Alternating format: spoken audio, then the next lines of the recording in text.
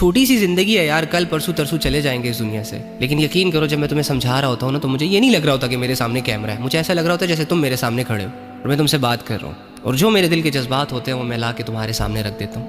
اس لیے خواہش ہے کہ جب تک زندہ ہوں اپنے بھائیوں کو اور اپنی بہنوں کو ان راستوں سے روکوں کہ جن راستوں پر چل کر میں نے اپنا بہت سارا نقصان کیا. حالانکہ سوچ یہی تھی کہ اس سے بہت کچھ آتا ہے لیکن کچھ نہیں آتا. بہت بڑے لیول پہ جا کے نا دنیا کو لات مار کر واپس آ کر تمہیں یہ بتا رہا ہوں کہ کچھ نہیں ہے، فائدہ نہیں ہے، فراڈ ہے، جھوٹ ہے، بکواس ہے. اور اتنے یقین سے تمہیں کہہ رہا ہوں کہ خدا کی قسم اللہ سچ کہہ رہا ہے، سچ کہہ رہا ہے، سچ کہہ رہا ہے، کیونکہ وہ جھوٹ سے پاک ہے.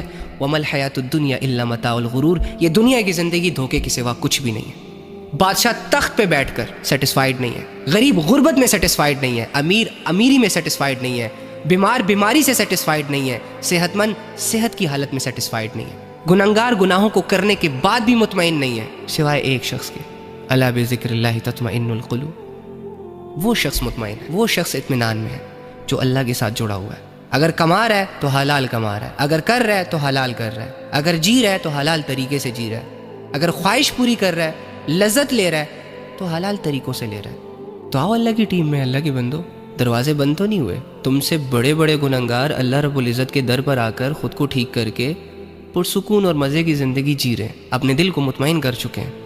تم تو بہت چھوٹے لیول کے گنہگار ہو.